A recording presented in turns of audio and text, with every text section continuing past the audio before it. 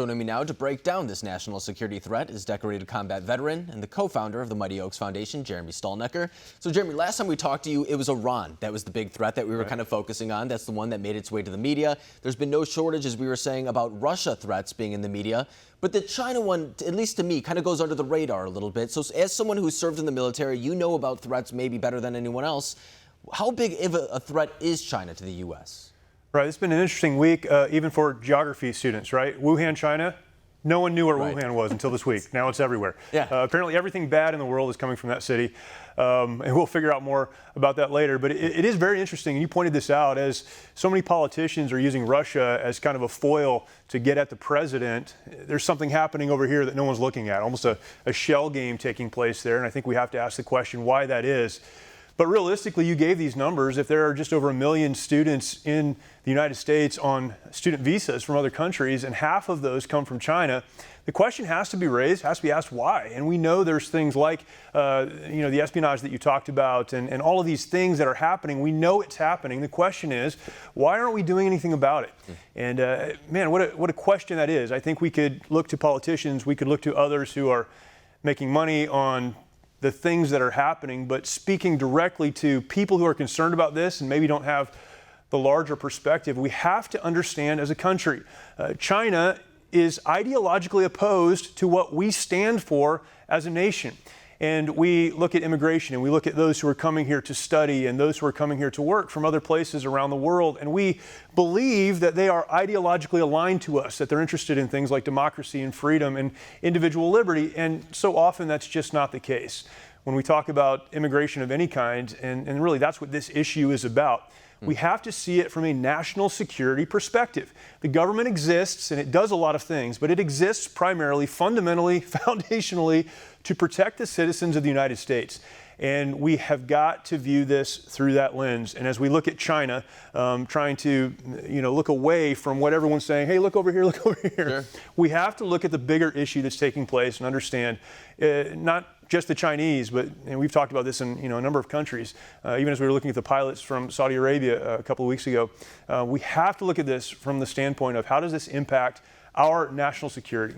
Yeah, and I think that's a good point, too, because you mentioned the fact that it's almost an immigration issue as well. I mean, so much effort is put down on the southern border, and really what we're really focusing on there regarding illegal immigration. But a big part of illegal immigration is actually Chinese nationals overstaying visas. That's something that very much so goes overlooked. And as we said, sometimes there are nefarious means coming from the Chinese government. That's not to say the Chinese people are bad or anything like that. But as you're saying, the Chinese government very much so does have an adversarial relationship with the U.S. I mean, they may be intertwined as far as markets go, but we just saw, for example, the U.S. voice frustration over Huawei products now going to the U.K. And a lot of people say that's a show of deterioration between the U.S. and the U.K. in the sense that the U.S. doesn't want the U.K. using Huawei products for the very reason that they extract data that way. It's a way for them essentially to get into our phone lines and stuff like that. So acknowledging that point, why is China really kind of trying to take this route when it comes to espionage? We said that, for example, they could have gone economic routes. They could go militarily, but that would be horrible.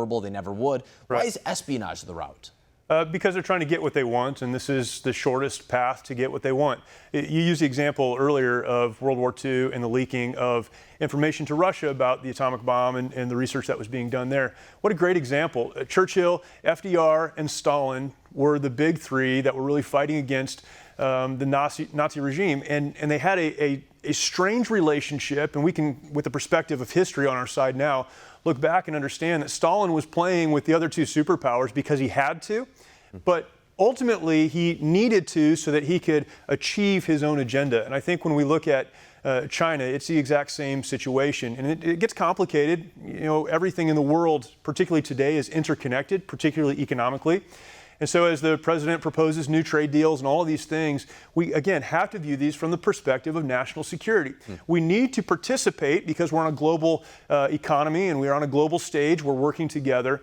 But we cannot forget that each party in that global economy has their own agenda. And we as the United States seem to be the only ones that pretend like that's not the case. It is absolutely the case. And if the Chinese can get what they want legally, they will. If they can't, they'll do it other ways, and espionage seems to be the most convenient right now. And you brought up Saudi Arabia, too, and I think that's an interesting point because we do have I guess you would call it, stronger relationship with Saudi Arabia in the sense that they are a regional ally, the same way that we have to cooperate with China, but they still have multiple human rights violations, too. So I think that's something that all of our viewers should keep in mind. Yes, there are advantageous, maybe, ways to cooperate with those countries, but by no means are they necessarily the good guys in this story. But before I let you go, too, you're the co-founder of the Mighty Oaks Foundation. Yes. Last time we talked to you, you were on Capitol Hill, actually, kind of talking to subcommittees about different faith-based and different ways that they could go about treating and helping troops coming back to the U.S. Is there any progress on that front? There has been. Representative Hartzler, who has really championed this, brought together a coalition, and I believe there are 15 Congress members. They're talking about specifically what the VA can do to open the door to non-VA, non-clinical programs. And this has been a big issue. There are a lot of organizations, nonprofits, who are raising money, who are well-staffed and well-funded and ready to support our veterans, our men and women who are serving. And the VA sometimes stands in the way, and I think that's a bureaucratic issue more than anything. And the question is, how can we remove that? The president recently signed an executive order making it possible for the VA to open the door to other programs, to non-VA programs, and that's a big step, huge step. And again, not asking for funding, but asking for, it's an easy word to say, asking for access to those folks and allowing them to choose their own care. And so really, it's amazing to see, and this has been a long, long process, nearly 20 years of having this conversation, but to see the door beginning to open and folks understanding there are a lot of people who want to help. We just need to give them access to those who need help. Yeah, it's good to see some progress made on that front right there. In fact, for our viewers, we have the website right there if they want to learn more about that program. But Jeremy, thank you very much for joining us. Thank you.